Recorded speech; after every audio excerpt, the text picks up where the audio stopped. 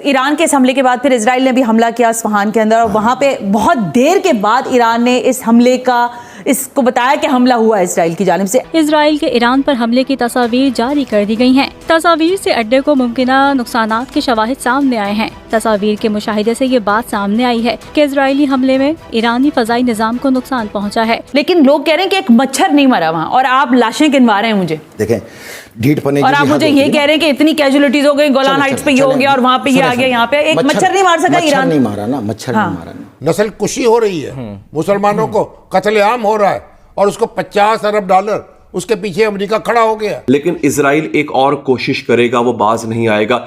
ये मैं आपको बता रहा हूं, जंग आगे बढ़ेगी। तुम जो रफा बॉर्डर पे इंडियंस के साथ ये प्लान कर रहे हो, तुम हमारी माओ बहनों पे हमला करोगे, तो याद रखना अब तक हमने एक सिविलियन नहीं तुम्हारे वार किया, लेकिन इसराइलियों तुम्हारे पास पूरा वक्त है, जो भाग सकता है इसराइल छोड़ के भाग जाए। अमेरिका ने ईरानी सदर के आने से पहले आपको ये थोड़ा सा झटका दिया है। 8 साल से ईरानी सदर पाकिस्तान नहीं आए थे और अब वो पाकिस्तान क्यों आए, इसकी सिग्निफिकेंस क्या है नाजरीन? ईरान को क्या पाकिस्तान की जरूरत पड़ गई है? टेररिज्म के हवाले से अगर आप देखें तो जिस तरह पाकिस्तान के अंदर उन्होंने घुस के मारा है, 20 लोग मारे हैं पाकिस्तान में। अभी तक हमने 400 इंडियन फौजियों की चिता जलाई है। मैं वादा करता हूं नरेंद्र मोदी 18,000 में से अगर एक भी वापस आ गया ना जिंदा, तो आना और मेरा गिरबान पकड़ लेना, तुम्हारा बिल्कुल खर्चा नहीं होने देंगे, मिसाइल मार मार के इनकी चिता जलाएंगे। ये भेड़ बकरियां, ये जाहिल लोग हैं, इनको जारी बात उड़न खोतों के जब ख्वाब दिखाए जाएंगे जन्नत में हूरें और बड़ी बड़ी छातियों वाली, कुरान की आयत है, बड़ी बड़ी छातियों वाली औरतें मिलेंगी। और ये हकीकत है कि मोदी अब तक ऐसे ही मुस्लिम कुछ जो इक़दामात हैं, मुस्लिम दुश्मन जो बयानात हैं, उनके ज़रिए अपने इंतखाबात, अपने इलेक्शन जीतता आया है। कभी हिंदुत्व की बात करता है, मगर सच क्या है, हकीकत क्या है कि इस बार नरेंद्र मोदी की दाल गलती नज़र नहीं आ रही, क्योंकि अब सुनते जाइएगा आम जो भारतीय की सोच है वो बदल रही है, जिसका असर भारतीय इलेक्शंस में, इंतखाबात में नज़र भी आ रहा है। भारत की ज़रा गौर से सुनिएगा, 18वीं जो लोकसभा के इलेक्शन है उसके जो 7 मरहले होते हैं, आपको पता है, इसमें से सबसे पहले मरहले के इख्तिताम पर जो अदादो शुमार आए हैं वो मैं आपके सामने रख देती हूँ। वो फैक्ट्स मैं आपके सामने फिगर्स शेयर कर देती हूँ। इस बार जो 2019 के इंतखाबात के 69% जो वोट हैं उनके मुकाबले में सिर्फ 63% वोट पड़े हैं, यानी टर्नआउट कम हो गया। अब दूसरा जो 102 नशिस्तें हैं उस पर हुए इंतखाबात में अगर आगे नज़र आती है तो DMK नज़र आती है, जो कौम परस्ती, हिंदुत्व मुखालिफ एजेंडे पर तमिलनाडु की आप कह लें कि 39 नशिस्तों पर, एक आध के सिवा ज़्यादातर जो नशिस्तें हैं उस पर बाकायदा हावी नज़र आती है। अच्छा, मगरबी बंगाल, उसके कूच बिहार, कर्नाटक और मगरबी जो यूपी है, राजस्थान है, वहाँ पे सख्त मुकाबले के पेश नज़र 400 से ज़ायद नशिस्तों पर बीजेपी की जो कामयाबी है उसके दावों को सख्त धचका लगा है। और पहले मरहले के इलेक्शन से एक दिन पहले रामलीला के जश्न के बावजूद हिंदुत्व लहर ज़्यादा असरअंदाज नहीं हो पाई है।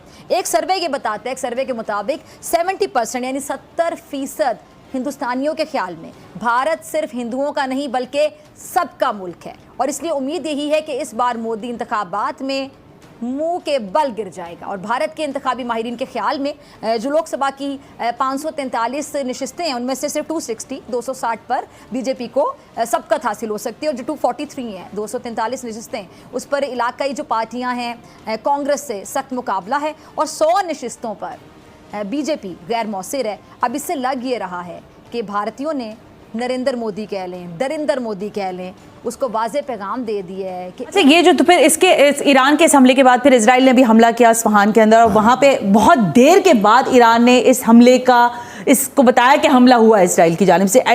मतलब ये तक नहीं कहा जा रहा था कि हमला हुआ या नहीं हुआ, ईरान एडमिट ही नहीं कर रहा था इस बात को ना। देखें, हमला वो होता है जो कबूला जाए। हमने मौला अली की तमाम अहकामात की रोशनी में चले, उनको पहले इन्फॉर्म किया कि अब हम हमला करेंगे। आप हमारी शरीयत मोहम्मदी में ये कि ऐलान करके हमला करोगे, जिस पर भी आओगे ऐलान करके आओगे। आप बगैर ऐलान किए अगर ये हमला था तो आप कबूलो ना, एक बार कबूल के तो देखो। अब 5th एलिमेंट वॉर का दूसरा वार आएगा तुम्हारे सामने, और ये मैं आज कह के जा रहा हूं, आज की तारीख में लिख लो कि तुम जितने मिसाइल ईरान पे फायर करोगे वो 5th एलिमेंट के तहत पलटाएगा और तुम्हारे पे दे मारेगा। तुम्हारे मिसाइल ही तुम्हारे खात्मे का सबब। दोबारा आप समझ रहे हैं कि दोबारा ईरान हमला करेगा? अगर इन्होंने किया तो ये दुनिया ने नहीं आना। फिर एक मिनट, ये स्कोर सेटल हो गया, ईरान ने हमला किया, इजराइल इसराइल ने किया, स्कोर सेटल्ड हो गया। अब अगर आपने किया, ये तो अब था ही नहीं ना, ये तो हमारे रिकॉर्ड में कहीं नहीं आ रहा। कोराजैक से 3 ड्रोन जो है उड़ाए गए सर्वेलेंस के लिए, जिसको ये बता रहे हमला कर दिया। अच्छा। पहुंचने से पहले उन्होंने फाड़ दिया। कुर्द इराक के इलाके से ये परवाज करके गए, जो ईरान से तकरीबन 450 किलोमीटर के फासले पर है। तो वो तो हमने पहले ही फाड़ दिया। हम कहते हैं आपसे, तुम्हारी मां ने दूध पिलाया ना नेतन्याहू,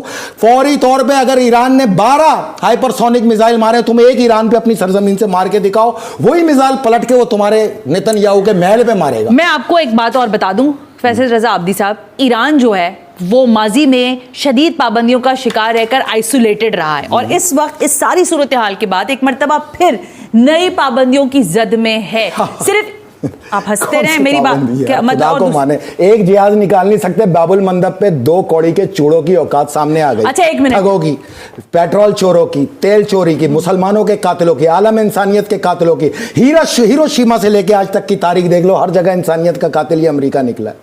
आप एक बात मेरी याद रखना, अमेरिका को इसराइल की जरूरत है, इसराइल को अमेरिका की जरूरत नहीं। तो अमेरिका ने तो इस जंग, जब ये सारा केस हुआ तो अमेरिका ने कहा कि हम इसके बारे में कोई बात नहीं कर सकते। तुम कर भी नहीं सकते, तुम्हारी औकात ही नहीं है। तो अमेरिका ने तो अपने आप को अलग तुम्हारे किया। जिहाज सारे हमने 237 जिहाज फाड़े हैं अल्हम्दुलिल्लाह। आधा किलोमीटर लंबा होता है एक जिहाज, 237 गिराए, करोड़ों कंटेनर रेड सी के अंदर दफन कर दिए। आओ ना, लेके आओ, बिस्मिल्लाह करो। चलो इन पाकिस्तानियों की, इन लोगों की जिनको तकलीफ है, इनकी तकलीफ दूर कर दो ना, एक जिहाज ले आओ ना, क्या होता है। अच्छा रुके, एक लाके देख लो। लेकिन जब हम अमेरिका की बात करते हैं तो आज जो पाकिस्तान, मेरी बात सुन ले, हमने 18 नवंबर 2023 को प्रोग्राम किया था अखंड भारत पे। जी, इंडिया की पूरी चार्जशीट पेश की थी।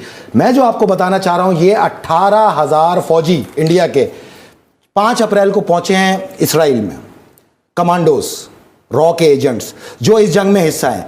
8,000 को तैनात किया गया हैफा पोर्ट पे, 10,000 लेबनान और इसराइल बॉर्डर के ऊपर मौजूद हैं, जबकि 3,000 को ये डिप्लॉय कर रहे हैं रफा क्रॉसिंग के ऊपर।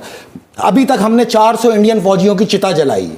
मैं वादा करता हूं नरेंद्र मोदी, 18,000 में से अगर एक भी वापस आ गया ना जिंदा, तो आना और मेरा गिरेबान पकड़ लेना, तुम्हारा बिल्कुल खर्चा नहीं होने देंगे, मिसाइल मार मार के इनकी चिता जलाएंगे तुम्हारे हैफा से। हम उस दिन खुशी मनाएंगे जिस दिन इस्लाम का परचम लगेगा बैतुल मुकद्दस पे, यरूशलेम फलस्तीन का दारुल हुकूमत होगा, और हैफा पोर्ट सिटी इसराइल गर्क हो जाएगा। इसके साथ ही इंडिया की मईशत को गर्क करेंगे। हमने 4 नवंबर को इनको आगाह किया था कि इस जंग का हिस्सा ना बनना। ये मुसलसल अपने फौजी भेजते रहे, प्रोपेगेंडे के जरिए मुजाहिदीन को दहशतगर्द करार देता रहा इंडिया में। इंडिया को बताऊं, उसी दिन 18 नवंबर को जब 15 दिन का तुम्हें टाइम दिया था कि माफी मांग लो और पीछे हट जाओ, तुम नहीं हटे। तुमने हमारा मजाक उड़ाया, पाकिस्तानियों का मजाक उड़ाया, पाकिस्तानी माओ बहनों को तुमने फकीर का, तो उसी दिन तुम्हारा अंजाम मैंने पेश किया कि तुम्हारी मैशियत को फैसल रजा आब्दी 26 नवंबर 2026 से पहले 3 बार जमीन पर पटक के मारेगा, जिसमें पहला हमला होगा हैफा पोर्ट सिटी का। इसको गर्क करके तुम्हें हमेशा के लिए गर्क कर देंगे। आओ बताओ, तुमने हैफा पोर्ट सिटी से अब तक कितने कंटेनरों की ट्रांजैक्शन किए 6 महीने में? एक भी नहीं। तुम्हारी औकात ही नहीं, तुम्हारी हैसियत ही नहीं। तुम आज तक यहां पे पाबंद हो। डरना उस दिन से जिस दिन हमने ये फैसला कर लिया कि अब रेड सी में भी तुम्हारा कोई जिहाज नहीं जाएगा, फिर हम उसको भी गर्क करेंगे। पीछे हट जाओ। ये 18,000 जो जानवर लेके आए हो तुम हमारी मुसलमान माओ बहनों को मारने के लिए, इनको लेके दफा हो जाओ इसराइल से, नहीं तो फिर तुम्हें वासिले जहन्नुम करेंगे और तुम्हारी चिता का जो खर्च है वो मैं बचाऊंगा। इनके सरों पे मारेंगे मिसाइल इंशाल्लाह, जहन्नुम वासिल करेंगे इनको। आप जो बात करते हैं ना, ये इंडिया के हवाले से, ये मैं थोड़ी कह रहा हूँ, ये रिपोर्ट है। मैं आप ठीक है, मैं आपसे ये अर्ज करना चाहती हूँ कि 900 उस वक्त थे बॉर्डर पे जी, इसराइल और लेबनान के। 18,000 ये पहुंचे 5 अप्रैल को। 2 लाख की ट्रांसपोर्टेशन इंडिया करने जा रहा है फौजियों की इसराइल के अंदर। आप ये कह रहे हैं कि पूरी प्रोपेगेंडा वॉर के साथ साथ जमीनी वॉर में भी इंडिया बराह रास्त डे फर्स्ट से, और ये हमने डिस्क्लोज किया था आपके साथ। ठीक है, लेकिन अब ये जो वहां बैठ के लब कुशाइयां कर रहे हैं इंडियंस अपने चैनल के ऊपर बैठ के, और जो हमें आतंकवादी कह रहे हैं, मैंने तो आपसे कहा था, इनके जितने आजादी की तहरीक करने वाले थे उनको बोलो ना आतंकवादी, बोलो मंगल पांडे को, बोलो दूसरे लोगों को। मैं जरा किसी पॉइंट पे आना हमारे अल्लाह के घर की आजादी की जंग में तुम बुत परस्त 1000 मील के फासले पर रहो, वहां से अपने फौजी वापस निकालो, नहीं तो ये जंग तुम्हारी दहलीज पे मैं खुद लेके आऊंगा। ईरान पर इजरायली हमला, निशाना बनने वाले मुकाम की तस्वीर जारी कर दी गयी। इसराइल के ईरान पर हमले की तस्वीर जारी कर दी गई हैं। तस्वीर से अड्डे को मुमकिना नुकसानात के शवाहिद सामने आए हैं। तस्वीर के मुशाहिदे से ये बात सामने आई है कि इजरायली हमले में ईरानी फजाई निजाम को नुकसान पहुंचा है। अमरीकी हुकाम ने ईरान पर हमले की तस्दीक की, लेकिन इसराइल की जानिब से हमले की तस्दीक नहीं की गई। एक ईरानी निजात बरतानवी सहाफी की जानिब से एक्स पर तस्वीर शेयर की गई है, जिसमें ईरान पर इजरायली हमले का निशाना बनने वाले मुकाम की हमले से कबल और बाद के मनाजिर दिखाए गए हैं।